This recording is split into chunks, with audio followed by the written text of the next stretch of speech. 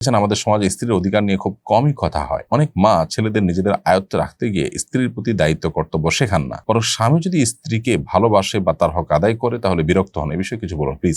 আমার বিয়ের বয়স হয়েছে, ছেলে দেখা হচ্ছে, কিন্তু বিয়ের ক্ষেত্রে আব্বু ছেলের দিনদারিতা দেখে না। অনেক সময় ছেলে নামাজও পড়ে না। এরকম ছেলের সঙ্গে বিয়েতে রাজি না হলে আমি কি পিতামাতার অবাধ্য সন্তান হিসেবে গণ্য হব? বিয়ে করার পর মেয়ে তার বাবার বাড়িতে থাকা অবস্থায় অন্য ছেলের সাথে চলে যায়, এখন তালাক দিলে কি মোহর দিতে হবে?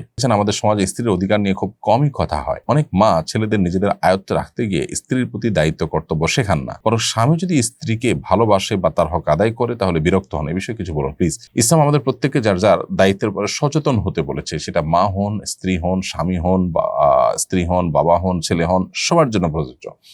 অতএব আমরা আজকাল যতটা অধিকার সচেতন ততটা কর্তব্য সচেতন নন। যে মা ছেলে তার হক আদায় করে সে ব্যাপারে তিনি সচেতন, সেই মা একইভাবে ছেলের প্রতি তার কর্তব্য কি সেটার পরেও তিনি সচেতন হতে হবে। তো এটার জানাশোনা নাই, আলোচনা নাই, এজন্যই কিন্তু আমাদের সমাজে আজকে দুরবস্থা। আমরা ইসলামটাকে সঠিকভাবে বোঝা, জানার চেষ্টা, শেখার চেষ্টাটুকু বেশিরভাগ মানুষই কিন্তু করি না, নিজেদেরকে মুসলমান আমরা দাবি করছি। সেজন্য আমাদের এই অধঃপতনটা আমরা দেখতে পাচ্ছি। আমার বিয়ের বয়স হয়েছে, ছেলে দেখা হচ্ছে, কিন্তু বিয়ের ক্ষেত্রে আব্বু ছেলের দিনদারিতা দেখে না। অনেক সময় ছেলে নামাজও পড়ে না। এরকম ছেলের সঙ্গে বিয়েতে রাজি না হলে আমি কি পিতামাতার অবাধ্য সন্তান হিসেবে গণ্য হব? দেখুন, এরকম পরিস্থিতি যদি তৈরি হয়, আল্লাহ মাফ করুন, তাহলে সেক্ষেত্রে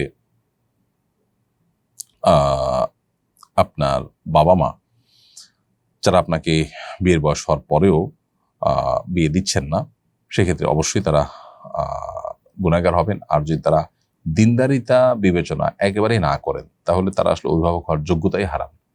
এবং এরকম পরিস্থিতিতে যারা অভিভাবক হওয়ার যোগ্যতাটুকু পর্যন্ত নাই যাদের, তারা আসলে আপনাকে অভিভাবকত্ব করার অধিকার তাদের নাই শরিয়া দৃষ্টিকোণ থেকে। সো সেই জায়গা থেকে তারা কিন্তু তাদের অবাধ্য হয়ে বা তাদেরকে ডিঙ্গিয়ে যদি আপনি বিবাহের উদ্যোগ নেন, সেটা নাজায়েজ হবে না। কিন্তু পুরো পরিস্থিতি বা পুরো আপনার প্রেক্ষাপটটা কোনো দক্ষ বিচক্ষণ আলেমকে জানিয়ে তারপর আপনি যদি জানার চেষ্টা করেন বা আপনার সমাধান নেওয়ার চেষ্টা করেন, সেটা ভালো হয়। কারণ আমাদেরকে এখানে সংক্ষিপ্ত যে প্রশ্ন দিয়েছেন সেখান থেকে পুরো চিত্রটা ফুটে ওঠে না। এই জন্য আমি আপনাকে পরামর্শ দিব যে কোনো দক্ষ বিচক্ষণ বিদগ্ধ আলেম বা কোনো মুফতির কাছে গিয়ে পুরো পরিস্থিতি বলে তারপর আপনি সমাধান নেওয়ার চেষ্টা করবেন। আমি ইউএসএ থেকে বলছি। আমার স্বামী মানসিক রোগে আক্রান্ত। বিয়ের পর থেকে 10 বছর ধরে শারীরিক ও মানসিক নির্যাতন করতেন। আমাকেও বাচ্চাদেরকে রুমে তালাবদ্ধ করে রাখতেন। পরিবারের সঙ্গে যোগাযোগ বন্ধ ছিল। এখন সরকারি শেল্টার হোমে আছি। প্রশ্ন হলো, স্বামীর অনুমতি ছাড়া বাচ্চাদের নিয়ে বেরিয়ে আসায় কি গুনাহ হয়েছে? এই পরিস্থিতিতে আমার খোলা তালাকের অধিকার আছে কিনা? আপনি যদি নিরুপায় হয়ে থাকেন এবং অসহনীয় জুলুম হয়ে থাকে, তাহলে সেক্ষেত্রে বের হয়ে আসাটা অন্যায় নয়। আর যে সহনীয় থাকে তাহলে সেক্ষেত্রে আপনি ভেতরে থেকেই সংশোধনের পথ অবলম্বন করা দরকার ছিল, যতক্ষণ পর্যন্ত সেই স্কোপ থাকে।